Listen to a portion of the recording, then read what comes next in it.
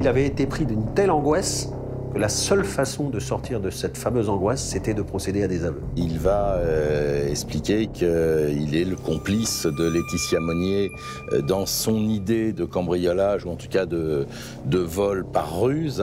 Donc pendant qu'elle est dans la baignoire avec Jean-Jacques Lepage, son boulot à lui, c'était de cambrioler en fait la maison. Et les choses se sont mal passées. Donc il reconnaît le meurtre et il reconnaît également l'incendie.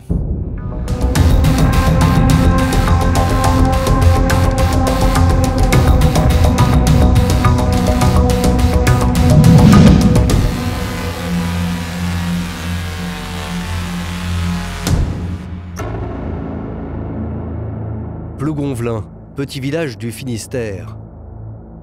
À la caserne des pompiers, tout est calme, jusqu'à ce coup de téléphone, à 5 h du matin. Les pompiers, bonjour. Je crois qu'il y a le feu dans la maison d'à côté. C'est une grande maison chez Monsieur Lepage. Ça sent la fumée. J'ai vu sa fenêtre de chambre qui est ouverte et allumée en grand. Et ça, c'est quelque chose qui a pris feu sûrement. Vous voyez de la fumée qui se dégage de chez lui? Bah, ça dégageait beaucoup tout à l'heure, mais maintenant, il n'y en a plus. D'accord, mais vous voyez pas de flamme, rien du tout? Non, mais je vous dis, je pense que j'en avais vu dans sa chambre, justement, qu'il y a une grande fenêtre. Y a personne qui peut se déplacer pour voir? Bah, il faudrait que j'appelle l'autre voisin.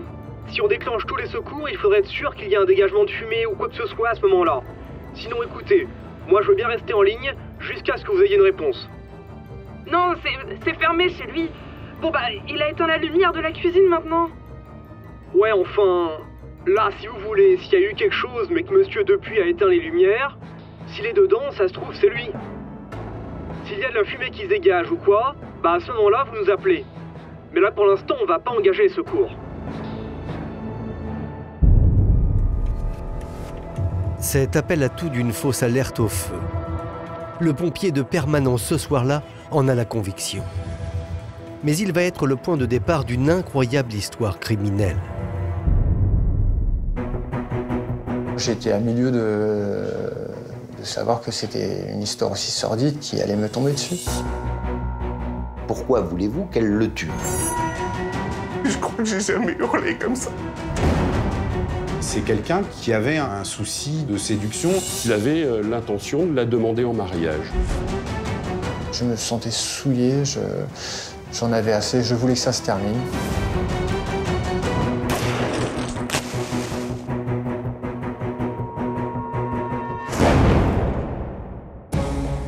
Ce 24 juillet 2009, il est 9 h lorsque de nouveau le téléphone sonne à la caserne des pompiers de Plougonvelin. Cette fois, c'est un riverain qui signale un incendie, toujours dans la même maison. Évidemment, les pompiers vont intervenir immédiatement, mais quand ils arrivent, c'est un véritable brasier. Et c'est au 2e étage de la bâtisse qu'ils vont découvrir un cadavre d'un homme qui est entièrement brûlé dans une pièce qui semble être une chambre. Cet homme est très vite identifié. Il s'agit de Jean-Jacques Lepage, le propriétaire de la maison. La presse s'empare alors de l'affaire, car tout le monde se demande pourquoi les pompiers ne sont pas intervenus plus tôt. En Bretagne, 2 pompiers entendus après la mort d'un homme dans l'incendie de sa maison. Une voisine alertée par une forte odeur de brûlé avait appelé les secours qui se sont déplacés, mais trop tard. Une bâche cache désormais la maison aux curieux, ou ce qu'il reste de la maison, car tout l'étage a brûlé hier matin, causant la mort du propriétaire des lieux qui dormait là. Quand les pompiers sont intervenus, il était trop tard, bien trop tard même, et c'est ce qui pose aujourd'hui question. Le lendemain, les journalistes sont au courant qu'il y aurait eu un couac, entre guillemets, aux pompiers. Le premier coup de fil n'avait pas été pris au sérieux, donc ce qui amène à penser que, effectivement, les pompiers, s'ils avaient réagi plus tôt, auraient pu sauver Jean-Jacques Lepage. Tout laisse penser que Jean-Jacques Lepage est mort brûlé dans les flammes. Pour déterminer les causes de cet incendie, le parquet de Brest décide d'ouvrir une enquête. Les gendarmes commencent par entendre les proches de la victime, et notamment son fils, Pierre-Yves Lepage. On n'a pas d'informations particulières, sinon qu'il est décédé dans un incendie. Et on me demande, est-ce qu'il fumait? Oui. Est-ce qu'il a pu s'endormir dans son lit avec sa cigarette? Oui. La maison a brûlé, bon, bah voilà. C'est un homme de 68 ans qui vivait seul dans cette maison et qui était un gros fumeur. Donc en un premier temps, ils imaginent qu'il a fumé au lit et que cette cigarette a embrasé sa literie.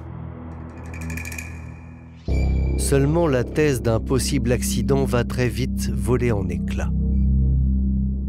Les experts vont rendre leur travail d'expertise en disant que c'est un incendie criminel, en tout cas que c'est un incendie volontaire, que ce n'est pas un accident, que ce n'est pas un court-circuit ou quelque chose comme ça. On a visiblement quelqu'un qui a volontairement mis le feu à cet endroit. L'incendie est donc criminel. Alors, en refusant d'intervenir tout de suite, les pompiers ont-ils condamné Jean-Jacques Lepage? C'est l'autopsie qui va apporter la réponse à cette question. Et là, on se rend compte qu'il est porteur de 15 coups de couteau notamment. Et donc l'origine de la mort ne fait pas beaucoup de doute puisque ce seraient ces 15 coups de couteau qui l'auraient tué. Et donc absolument pas l'incendie puisque a priori ses poumons sont entre guillemets propres et donc il n'a pas inhalé de fumée. On retrouve également une blessure à l'œil, probablement une décharge d'une arme à grenaille. C'est de la limaille de fer qui vraiment est arrivée dans l'orbite oculaire. Et puis sur tout le corps, il y a des traces de limaille de fer.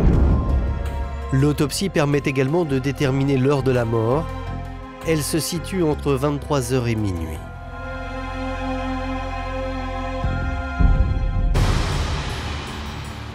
Mais que s'est-il passé dans la nuit du 23 au 24 juillet 2009 dans cette ville-là? Qui en voulait à Jean-Jacques Lepage pour le tuer aussi violemment? Ce qui est sûr, c'est que l'existence de 15 coups de couteau, c'est un acharnement. Il y a vraiment une volonté délibérée de donner la mort quand on met 15 coups de couteau. C'est dans un état intense de stress et de rage. Pour Pierre-Yves Lepage, qui pensait que son père était mort dans un accident, l'annonce est terrible. Tout d'un coup, on nous apprend qu'effectivement, de façon assez solennelle et assez brutale, qu'il est décédé suite à, non pas à l'incendie, mais à un meurtre par arme blanche.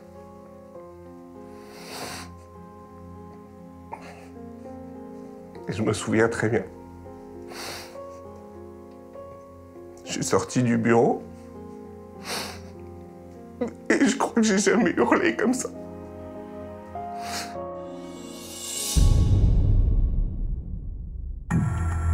Les enquêteurs ont désormais un meurtre à résoudre. Et très vite, un élément fondamental leur apparaît. En inspectant le rez-de-chaussée de la villa, épargné par les flammes, ils constatent que le retraité n'était pas seul la nuit du meurtre. Les enquêteurs découvrent sur une table une bouteille de champagne vide et 2 verres de coupe à champagne. Et ce n'est pas tout. Dans les toilettes, dont la fenêtre est restée ouverte, les gendarmes font une autre découverte de taille. Ils vont découvrir l'empreinte d'une chaussure, d'une semelle de chaussure de grande taille, 44, sur la cuvette des toilettes. Mais à qui appartient cette empreinte ? Pour le moment, impossible de le savoir, mais une chose est sûre, elle ne correspond pas à la pointure de la victime. En attendant, et comme toujours en pareil cas, les gendarmes s'intéressent à la personnalité de la victime. Qui était-elle? Avait-elle des ennemis? Donc à la base, il est opticien. Il a un peu galéré quand il s'est installé financièrement. Donc en fait, il s'est vite mis dans la prothèse auditive. Et c'est là où, en fait, il y avait à l'époque peu d'audioprothésistes. Et donc, il a fait vraiment toute sa carrière là-dedans et il a très, très, très bien réussi. C'est un homme, de toute façon, qui était charmeur, brillant, très intelligent. Il avait un talent qui lui a servi énormément et qui a contribué à sa réussite professionnelle. C'est qu'il avait l'art, quand vous étiez en face de lui, de vous faire comprendre que vous n'étiez pas, non pas la personne la plus importante pour lui, mais la personne la plus importante au monde. C'était pas quelqu'un qui était un grand homme musclé, beau, surfeur, etc., mais pourtant qui était un séducteur, en particulier avec les dames. Mais il y avait une ombre au tableau. Jean-Jacques Lepage a perdu sa femme 2 ans plus tôt et il se sentait terriblement seul. Alors, à 68 ans, Il sortait régulièrement le soir à la recherche de l'âme sœur, souvent plus jeune que lui. Jean-Jacques Lepage était quelqu'un qui aimait s'entourer de jeunes filles, participer à des soirées, sans forcément qu'il y ait une connotation sexuelle, mais c'est quelqu'un qui avait un souci de séduction. Il voulait profiter notamment sur la fin de sa vie de ses derniers instants de jeunesse. Il fréquente un club à Hôtesse, le club 46, qui est un bar à bouchons. C'est-à-dire le principe est simple, les clients viennent pour trouver de la compagnie, une compagnie féminine. Et quand on dit à bouchons, c'est parce qu'il faut un certain nombre de bouchons de champagne, enfin de bouteilles de champagne ou de coupes de champagne consommées pour avoir le droit à quelques faveurs de ces dames qui se trouvent de l'autre côté du bar. Au fil du temps et à force de fréquenter ce bar à Hôtesse, Jean-Jacques Lepage est parvenu à trouver l'amour. Une certaine Lola, 24 ans, Laetitia Monnier de son vrai nom. Il est solitaire, il a envie d'affection, il a envie de tendresse et de relations sexuelles. Et Laetitia l'aime beaucoup parce qu'il est extrêmement gentil, il est extrêmement raffiné, il est respectueux. Aussi curieux que ça puisse paraître, voilà cet homme de 68 ans qui a une vie honorable, qui se retrouve amoureux d'une jeune fille de 24 ans à petite vertu. Jean-Jacques Lepage semble heureux. Il nourrissait même avec Laetitia un grand projet. Il va se tisser entre les deux un lien assez extraordinaire, au point que M. Lepage parlera d'épouser Laetitia. Il avait l'intention de la demander en mariage. C'était quelque chose qu'on savait. On trouvait ça passablement ridicule, si vous voulez, mais en même temps, on ne voulait trop rien lui dire, puisqu'on le voyait tellement heureux, et ça faisait tellement de temps qu'on ne l'avait pas vu sourire. Lola semble sincère avec Jean-Jacques Lepage. Elle l'apprécie et aime passer du temps avec lui. C'est en tout cas ce qu'elle avait confié à sa maman. Apparemment, ils se connaissaient depuis peu de temps, peut-être 3 semaines, je ne sais pas. Et elle m'en avait dit du bien. Elle avait dit qu'il la faisait rire. Malgré la différence d'âge, Laetitia Monnier et Jean-Jacques Lepage sont heureux ensemble. Et cela intrigue les enquêteurs. Alors ils vont fouiller dans la vie de la jeune call girl pour tenter de découvrir si elle n'a pas quelques secrets inavoués.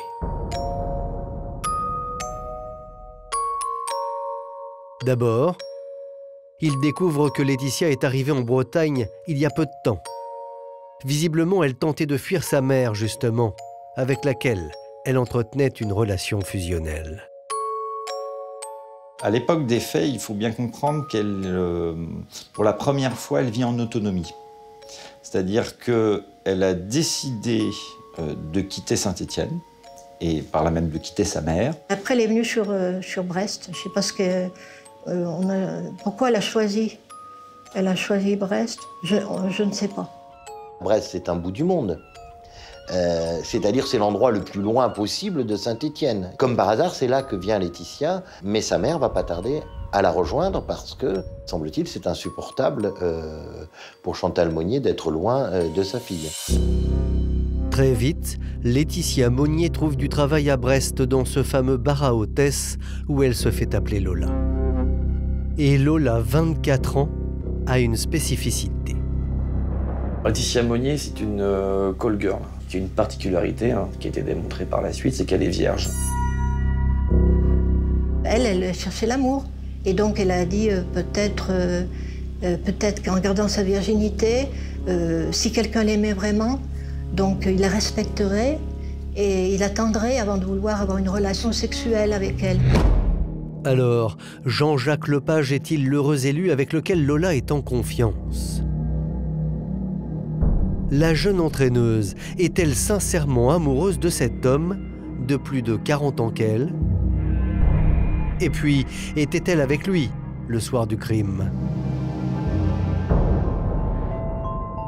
Les enquêteurs décident de l'entendre sur la soirée du 23 juillet 2009. Laetitia Monnier va très spontanément reconnaître qu'effectivement, elle est en relation fréquente avec la victime et que ce jour-là, ils se sont vus, qu'ils ont dîné ensemble au flunch, qu'ensuite ils sont allés chez lui pour prendre des consommations, notamment du champagne, et qu'elle a quitté les lieux vers 23h, 23h30 et qu'il était vivant. Laetitia Monnier affirme donc avoir laissé Jean-Jacques Lepage vivant. Elle explique avoir passé le reste de la nuit dans une fête dans le même quartier. Elle va rencontrer des jeunes qui vont, dans la maison de l'un d'eux, finir la soirée. Et elle va se faire embarquer par ces jeunes qui lui proposent de venir à la soirée. Seulement, en vérifiant ces déclarations, les gendarmes vont découvrir que cette nuit-là, Laetitia Monnier n'est pas passée inaperçue. Ils retrouvent un certain nombre de participants à cette soirée qui confirment la présence de Laetitia Monnier à partir de minuit, en gros, minuit moins le quart peut-être, dans cette soirée. Ce qui est certain, c'est qu'elle est très alcoolisée. Elle a des comportements curieux. Mais elle va, semble-t-il, rester discuter très longtemps en buvant avec aussi un des jeunes. Elle a même été rejoindre un jeune homme qui était parti prendre une douche et lui a proposé spontanément de lui faire quelques caresses, ce qu'il a accepté. Et il y a autre chose. Le jeune homme révèle que Laetitia Monnier cachait un objet pour le moins surprenant dans son sac à main. Ce jeune homme entendu dira quelque chose d'intéressant puisqu'elle avait posé son sac sur un tabouret et que le sac est tombé du tabouret et l'homme a vu un couteau qui était dans le sac à main. Un couteau qui portait des traces rougeâtres, précisera même ce jeune homme. Un peu plus tard, dans la matinée du 24 juillet, Laetitia sera aperçue sur la plage, juste au pied de la maison de Jean-Jacques Lepage. Et cela va pour le moins intriguer les gendarmes.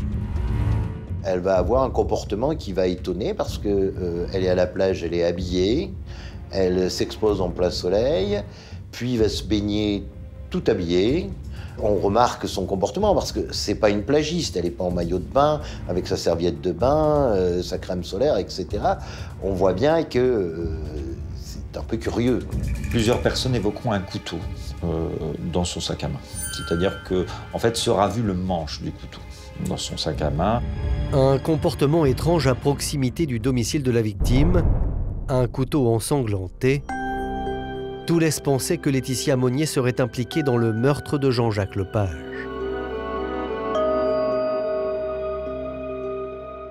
Les gendarmes ont bien compris qu'il y avait un truc qui n'allait pas et qu'elle n'avait pas tout dit, en tout cas qu'elle n'avait certainement pas dit toute la vérité.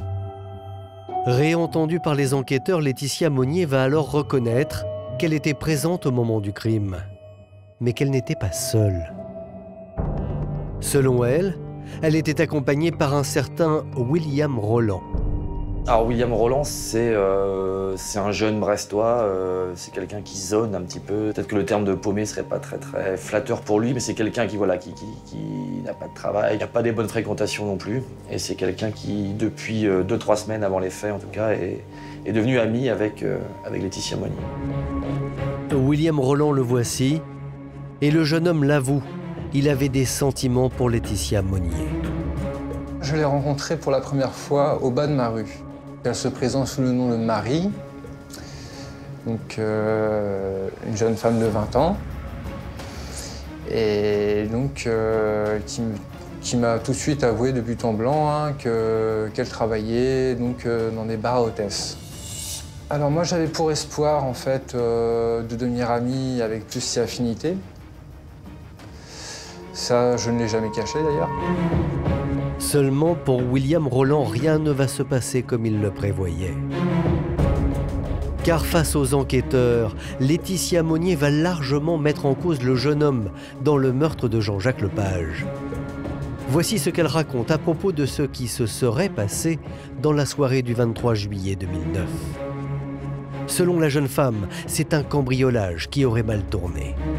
Monsieur Lepage aurait demandé à Laetitia Monnier une prestation de nature sexuelle. Il a été question de prendre un bain ensemble et la rémunérer.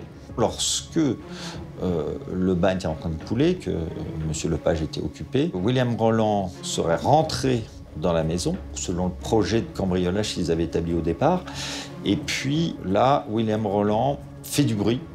Et donc, par conséquent, Jean-Jacques Lepage entend, descend et le surprend.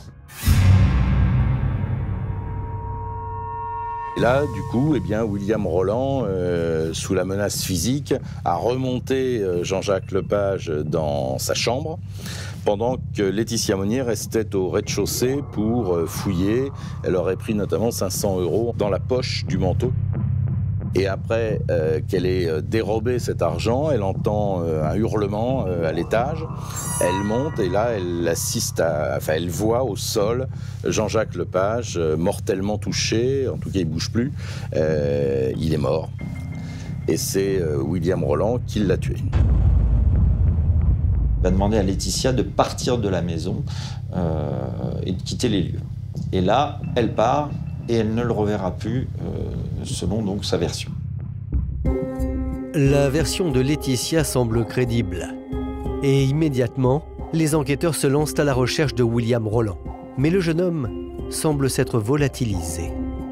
Ils vont aller à son domicile, ils ne le trouvent pas, donc par conséquent, ils vont le chercher un petit peu partout. À moins d'une coïncidence, c'est vrai que ça ressemble beaucoup à une fuite. Puis comme ils n'arrivent vraiment pas à mettre la main dessus, ils vont le diffuser, comme on dit dans le jargon policier. C'est-à-dire qu'ils vont lui décerner un mandat de recherche. C'est à la faveur d'un incroyable concours de circonstances que les gendarmes vont retrouver William Roland à plus de 1200 km de Brest. Le jeune homme est en fait en vacances à Marseille et il se rend au commissariat pour déclarer la perte de ses papiers d'identité. En déclarant son identité, évidemment, le policier qui est en face de lui tape son nom et son prénom, et là, il faisait l'objet d'un mandat de recherche. Donc le policier lui dit, Monsieur Roland, venez par ici et on vous garde. Quand ils ont vu mon nom, Roland William, en rouge, mandat d'arrêt, c'est là qu'ils ont commencé à me regarder bizarrement. Et puis, hop, 3 ou 4 policiers se sont mis autour de moi. Et vraiment arrêté comme un gangster, quoi. Les mains dans le dos et tout. Et j'avais aucune idée du chef d'inculpation à ce moment-là. Je disais même à l'officier qu'est-ce qui se passe. Et il se retrouve, j'allais dire, là, à partir de ce moment-là, embarqué dans une histoire qui va complètement le dépasser. William Roland est transféré à Brest et confié aux enquêteurs qui travaillent sur le meurtre de Jean-Jacques Lepage. À ce moment-là, le jeune homme ignore tout de ce dont on l'accuse. Pour moi, j'étais à milieu de savoir que c'était une histoire aussi sordide qui allait me tomber dessus. Il est placé en garde à vue dans la foulée. On lui dit vous êtes accusé de meurtre et d'incendie d'une maison à Plougonvelin dans le Finistère. Je veux dire, c'est le ciel qui lui tombe sur la tête. Puis, les gendarmes lui annoncent qu'une jeune femme, Laetitia Monnier, l'implique dans le meurtre de Jean-Jacques Lepage. J'ai dit directement à l'inspecteur, moi je n'ai rien à vous cacher, je vais tout vous dire, parce que quand j'ai appris le chef d'inculpation pourquoi j'étais là, tout s'est écroulé autour de moi. Je me suis senti trahi.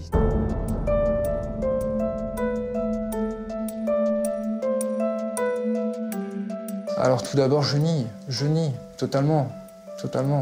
Ils étaient persuadés que ça pouvait être moi et personne d'autre. Tout simplement parce que j'étais allé sur Marseille à cette époque-là. Et pour eux, ils ont fait le lien. Ils ont dû se dire, ah bah tiens, il a foutu le camp, ça peut être que lui. Ça s'arrête là.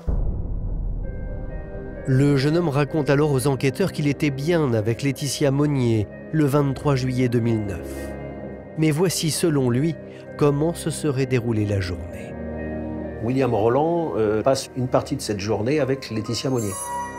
Et Laetitia Monnier lui dit à un moment donné qu'elle a rendez-vous au travail avec un client dont William Roland ne connaît pas l'identité. On a d'un commun accord convenu de se retrouver le soir le soir même, donc à mon appartement. Donc pour un petit apéro, un petit apéritif. Et William raconte qu'il a choisi ce moment-là pour avouer ses sentiments à Laetitia. J'avais prévu une petite bouteille de mousseux, des cacahuètes, des pistaches, tout ça, pour qu'on se mette bien, quoi. Un petit apéritif en petit comité, tous les deux, et puis histoire d'être à l'aise. Seulement voilà, Laetitia se fait attendre. William Roland, en fait, il passe la soirée à attendre Laetitia Monnier. Je lui ai envoyé des SMS pour savoir ce qu'elle faisait un peu. Elle m'a rappelé et elle me dit « je vais pas tarder ». La jeune femme ne viendra jamais. Dépité, William Roland passe la soirée en ville avec l'un de ses amis. Il part le lendemain pour des vacances à Marseille, prévues depuis longtemps. Mais la version du jeune homme ne va pas convaincre les enquêteurs, car certains éléments les intriguent. En perquisition, les gendarmes vont découvrir une paire de chaussures de sport, des baskets, qui sont de taille 44 et qui collent à peu près avec l'empreinte retrouvée sur la cuvette des toilettes.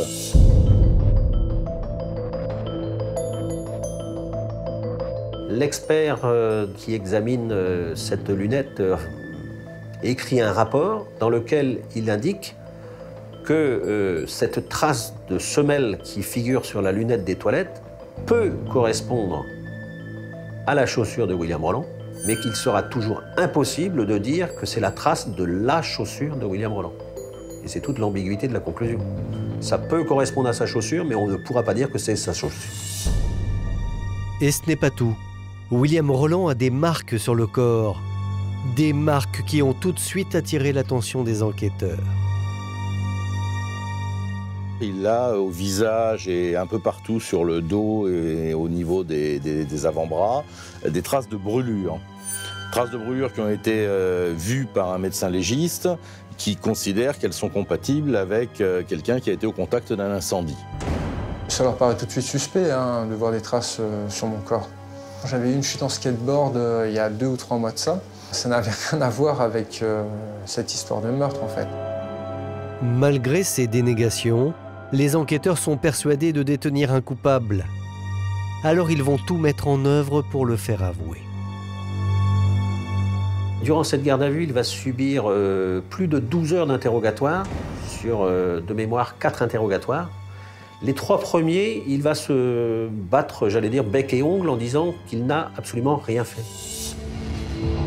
Mais comme cela se produit parfois, au 4e interrogatoire, William Roland est à bout de nerfs et finit par craquer. Je suis tombé aux larmes. Pour moi, j'étais totalement humilié. Je me sentais souillé. J'en avais assez. Je voulais que ça se termine. J'ai pensé à ma famille, à mon avenir, à ce pauvre vieil homme qui s'est fait assassiner d'une façon sordide.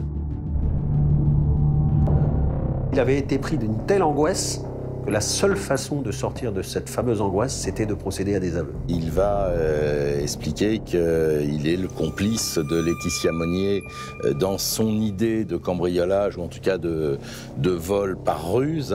Donc pendant qu'elle est dans la baignoire avec Jean-Jacques Lepage, son boulot à lui, c'était de cambrioler en fait la maison. Et les choses se sont mal passées. Donc il reconnaît le meurtre et il reconnaît également l'incendie. Seulement, très vite après ses aveux, William Roland regrette et se rétracte. Et il va d'ailleurs le faire savoir au plus haut niveau. Il va écrire au juge d'instruction un courrier dans lequel il va expliquer qu'il a fait des aveux à tort, qu'il a subi une pression en garde à vue et qu'il n'était en rien à Plougonvelin ce soir-là et qu'il n'a jamais tué qui que ce soit. Je crois de mémoire d'ailleurs, il disait qu'il en était bien incapable.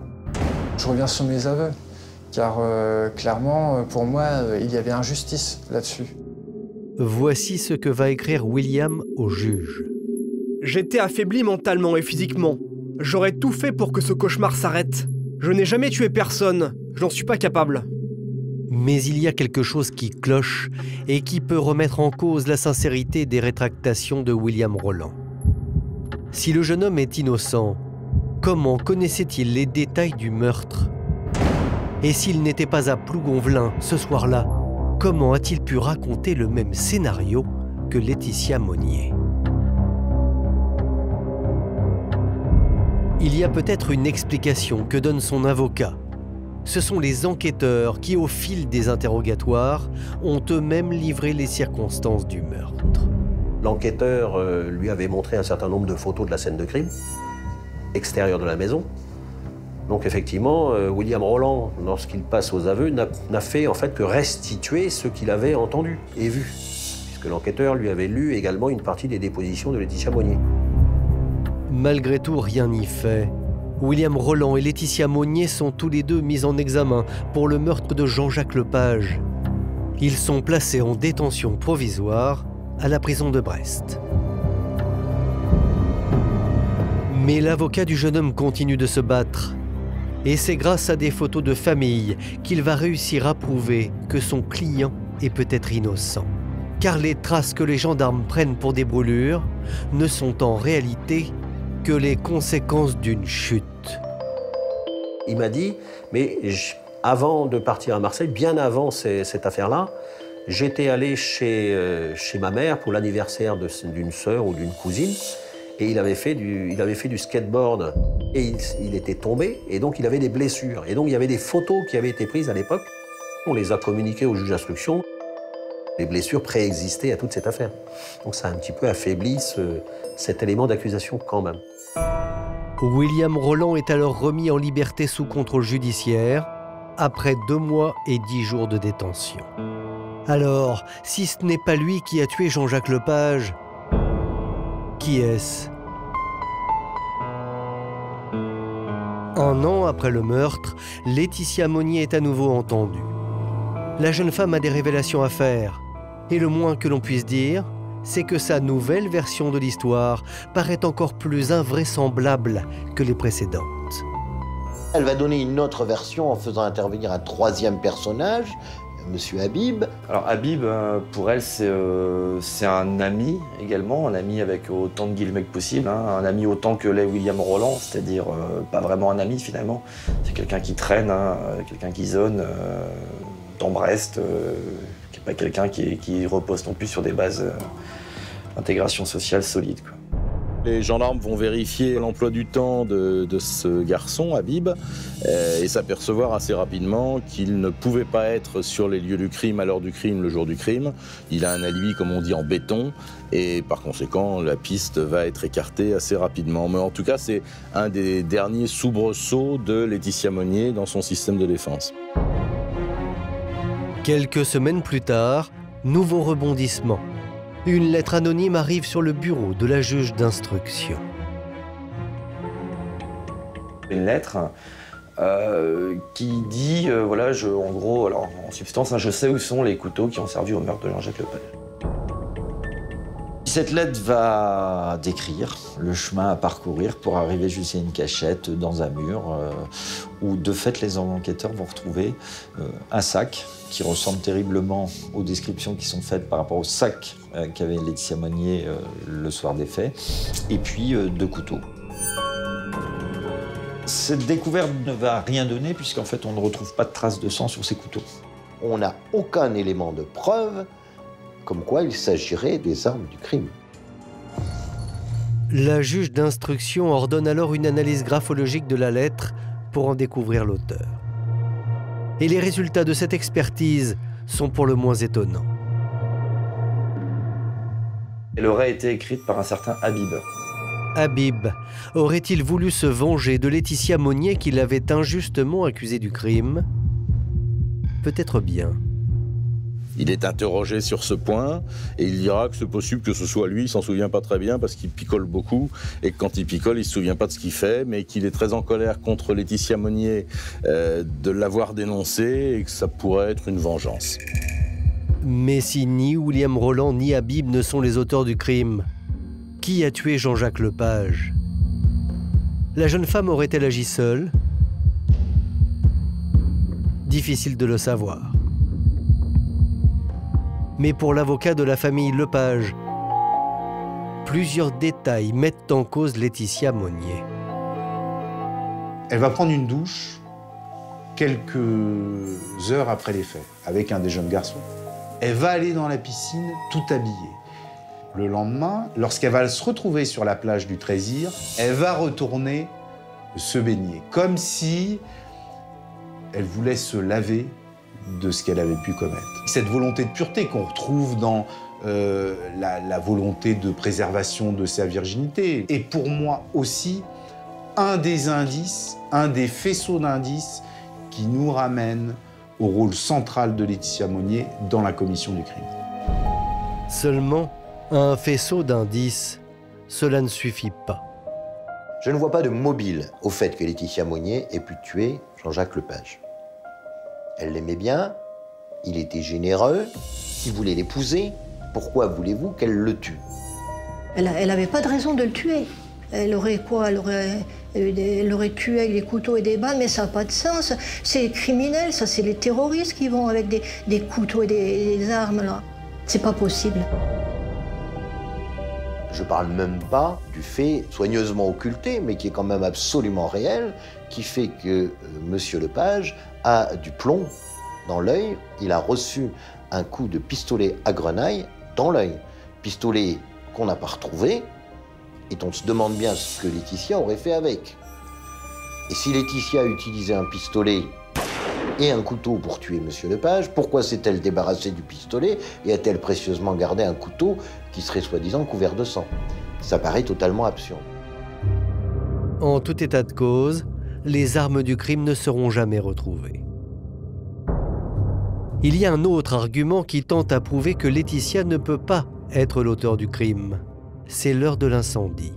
Comment voulez-vous que l'incendie ait été allumé par Laetitia Monnier, sachant qu'elle est depuis 23h45 ou 23h30 dans une autre maison, dans une soirée, avec d'autres gens, et de toute façon, elle était dans un état tel qu'elle s'est endormie et réveillée le lendemain.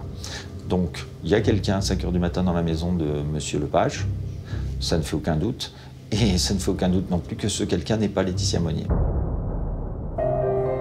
Mais qui aurait incendié la maison? Laetitia Monnier aurait-elle eu un autre complice?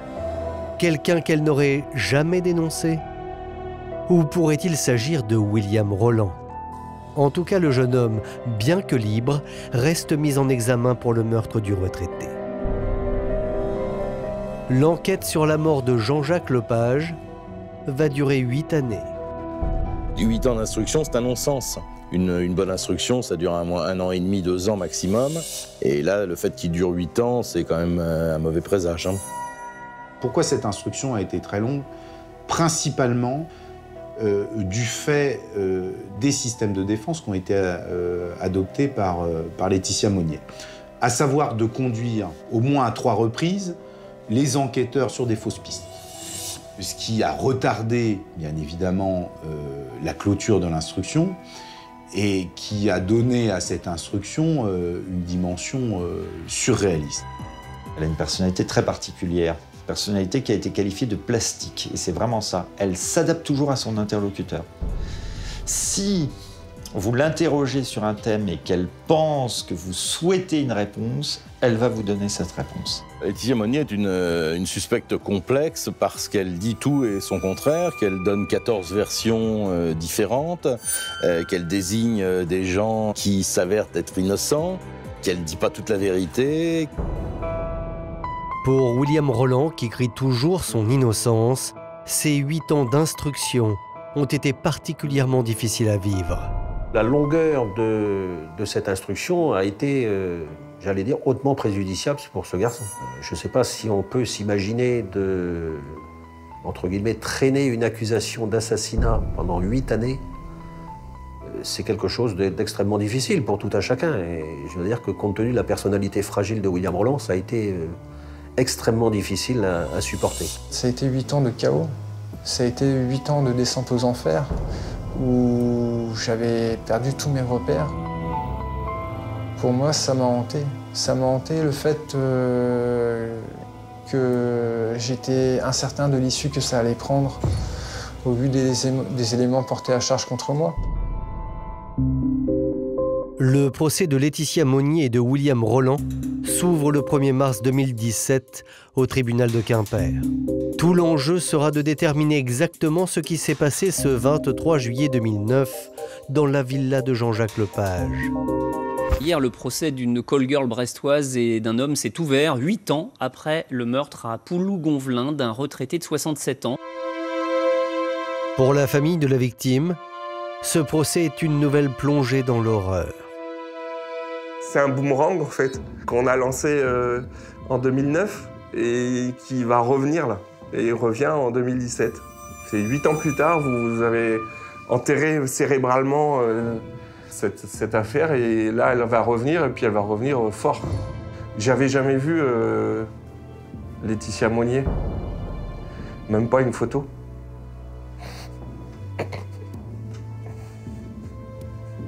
Elle est là, quoi. Elle est là. Je suis pas rentré dans les détails des procédures. J'entends qu'elle a déjà donné 14 versions avant le procès. Je m'attends à ce que ce soit un petit peu compliqué. Quand on arrive aux assises au bout de 9 ans, ce qu'on se dit, c'est qu'on veut avoir une vérité. On s'en contentera de cette vérité. Qu'on puisse refermer le livre. Pour William Rolland, qui comparaît libre, le moment est capital. Il s'agit de démontrer qu'il est bel et bien innocent. Je pars dans un esprit combatif. Un esprit combatif, mais tout de même la crainte d'avoir cette épée de Damoclès. On ne se rend pas compte de ce que c'est une salle d'assises tant qu'on n'est pas placé en tant qu'accusé à la barre. Le jeune homme se retrouve sur le banc des accusés, aux côtés de Laetitia Monnier, cette femme qui a fait basculer sa vie dans l'horreur 8 ans plus tôt. C'est la première fois qu'il la revoit. Je ressens un énorme mélange de haine et de pitié. Nos regards se sont croisés quelques fois et souvent elle baissait la tête. Comme si, voilà, elle se sentait coupable d'avoir fait une bêtise. Dès les premières audiences, l'avocat de William Rolland veut démontrer que son client ne pouvait tout simplement pas être à la maison de Jean-Jacques Lepage le soir du crime. Souvenez-vous, le jeune homme ce soir-là est chez lui, à Brest, et attend Laetitia. Ne la voyant pas venir, il l'appellera à plusieurs reprises. Le dernier appel de William Rolland se situe à 22h30. Il est situé à Brest. Il y avait un autre élément objectif qui était le voisin qui était venu chercher William Rolland aux alentours de minuit. Donc il y avait un créneau horaire d'1h30. Ça serait le créneau horaire pendant lequel Jean-Jacques Lepage aurait été tué. La seule solution qui se présentait à William Rolland pour aller là-bas, c'était de faire du stop, puisqu'il n'avait pas ni son permis de conduire et il n'avait pas de moyen de locomotion. Alors, comment expliquer qu'en 1h30 et en stop, William Rolland ait pu aller de Brest à Poulougonvelin, tuer Jean-Jacques Lepage et revenir à Brest en sachant qu'à l'époque, les gendarmes avaient eux-mêmes calculé que cet aller-retour prenait à minima 1 heure. Il lui restait un créneau de 7 minutes pour rentrer dans la maison, tuer Jean-Jacques Lepage, mettre le feu à sa maison et ressortir. Pour vous dire que c'était matériellement impossible. J'avais clairement l'espoir d'être innocenté au final. Et à part dire que j'étais innocent, qu'est-ce que je pouvais leur dire de plus? C'est maintenant au tour de Laetitia Monnier de se confronter aux juges et aux avocats. Et le moins que l'on puisse dire, c'est que la jeune femme a bien du mal à se défendre. Laetitia, c'est impossible, c'est ingérable. Elle parle, elle essaye de parler, et plus elle parle, plus elle s'enfonce, parce que ses versions sont à chaque fois différentes, elle ne sait plus où elle en est. Et moi, je crois que la vérité, elle ne la connaît pas et qu'elle s'efforce de la donner. Donc forcément, ça donne une impression désastreuse. On est reparti en 9 jours sur 4 versions de plus. Donc on arrive à la fin d'un procès où on a 18 versions différentes. Laetitia a tout d'une coupable qui s'enferre dans ses mensonges. Mais il y a un hic, une question à laquelle personne ne parvient à répondre. Pourquoi aurait-elle voulu tuer Jean-Jacques Lepage? Est-ce que le mobile, comme l'affirme l'avocat général, c'est une tentative d'un rapprochement sexuel qu'elle ne souhaitait pas, qu'elle ne voulait pas, puisqu'on a vu qu'elle voulait garder sa virginité pour l'homme de sa vie. Donc visiblement, elle avait considéré que Jean-Jacques Lepage n'était pas l'homme de sa vie. Et à ce moment-là, les choses auraient mal tourné dans un moment de panique. Et ensuite, elle s'organise comme elle peut, elle vole ce qu'elle trouve. Et après, elle appelle quelqu'un pour venir mettre le feu à 5 h du matin. Ça, c'est une hypothèse tout à fait plausible. Mais alors, qui serait ce fameux complice? Et pourquoi la jeune femme le protège-t-elle en accusant un peu n'importe qui? Elle protège probablement quelqu'un, mais elle veut pas le dénoncer. Et c'est souvent d'ailleurs dans les dossiers criminels, on s'aperçoit que quand on commence à dénoncer des gens qui sont innocents, c'est parce qu'on veut vraiment couvrir quelqu'un de proche et qu'on ne dira jamais qui est cette personne proche. Et parmi les proches, il y en a une qui est au cœur des interrogations. C'est Chantal Monnier, la mère de Laetitia. On a découvert que cette dame avait pu avoir un rôle peut-être plus important que ce qu'on avait imaginé. Malheureusement, elle était citée en tant que témoin. En effet, l'enquête montre que Chantal Monnier était près de chez Jean-Jacques Lepage le 24 juillet 2009, à 9 h du matin. Le lendemain, je suis allée au Conquet, me promener, et ils ont dit c'était pas loin, il fallait bien qu'ils trouvent... Il leur faut chercher des coupables. Comment se fait-il que le lendemain des faits, son téléphone borne à quelques centaines de mètres, je crois que c'est 1 km, 1,5 km, le matin du domicile de Jean-Jacques Lepage? Je lui ai posé la question, je n'ai pas eu de réponse. L'enquête a démontré qu'il existe des zones d'ombre dans l'emploi du temps de Chantal Monnier. Mais pour autant, peut-on imaginer que la mère et la fille soient complices? Impossible à dire. Cependant, lorsque les avocats de la partie civile vont demander à Laetitia si sa mère l'a aidée à commettre le crime, la jeune femme d'habitude si bavarde va bizarrement se taire pendant plusieurs secondes. Pendant 30 secondes, il y a eu un silence total dans la pièce. On aurait entendu une mouche passer, ou un ange. Et où on s'est dit, ça y est, c'est là. Elle va le dire.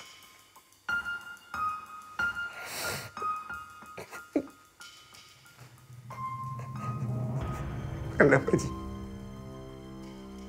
Mais elle a failli. On le sait tous. Elle a eu 30 secondes de doute. Où elle s'est dit, je vais te dire la vérité.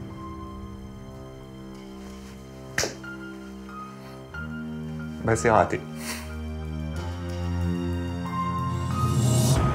Après ce long silence, Laetitia Monnier innocentera sa mère définitivement.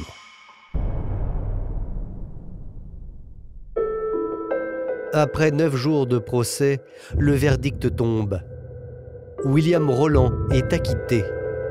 Il est reconnu innocent du meurtre de Jean-Jacques Lepage. Pour moi, c'est vraiment la chape de plomb qui a sauté. Je me suis senti léger, flottant, vraiment comme débarrassé de tout le poids de la culpabilité qui avait pu peser sur moi. C'est pas en vain que j'ai pu me battre, en fait, quoi. Finalement, c'est son histoire qui a été la plus intéressante. Comment on peut être accusé de meurtre pendant 8 ans, alors qu'il paraissait évident que ce type-là n'avait rien fait. Pour William Rolland, c'est la fin de 8 ans de soupçons et de lutte. Il est enfin libre de reprendre normalement sa vie. Malgré l'absence de preuves formelles, Laetitia Monnier est-elle condamnée à 20 ans de réclusion criminelle pour le meurtre de Jean-Jacques Lepage? Bien évidemment, elle a fait appel immédiatement.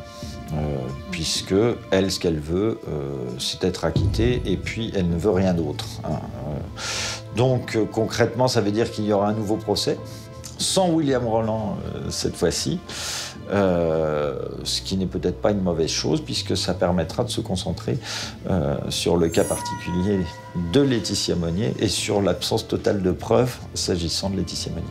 Elle est innocente, donc il faut quand même pas qu'on arrête d'accuser les innocents, en espérant qu'ils vont trouver le ou les coupables. Hein. Mais même s'ils les trouvaient pas, qu'on la reconnaisse innocente. Voilà. Pour la famille Lepage, le procès en appel s'annonce déjà comme une nouvelle épreuve.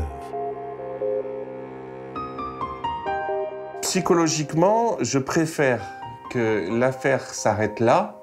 Est-ce qu'on va tout remettre à plat à nouveau? Mais attendez, dans ce cas-là, l'instruction s'arrêtera quand? On sera encore vivant? La vérité, à 90%, on l'a. Bon, on va se contenter des 90%. C'est tout. Les 10% qui manquaient, on a failli les avoir, on les aura plus. C'est tout. L'essentiel, c'est que la personne qui a porté les coups à mon oncle, la personne qui a fait cet acte de barbarie, hein, peu importe les détails de cet acte, qu'elle soit condamnée.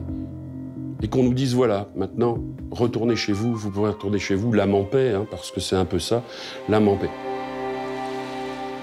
Dans l'attente de son nouveau procès, Laetitia Monnier reste présumée innocente.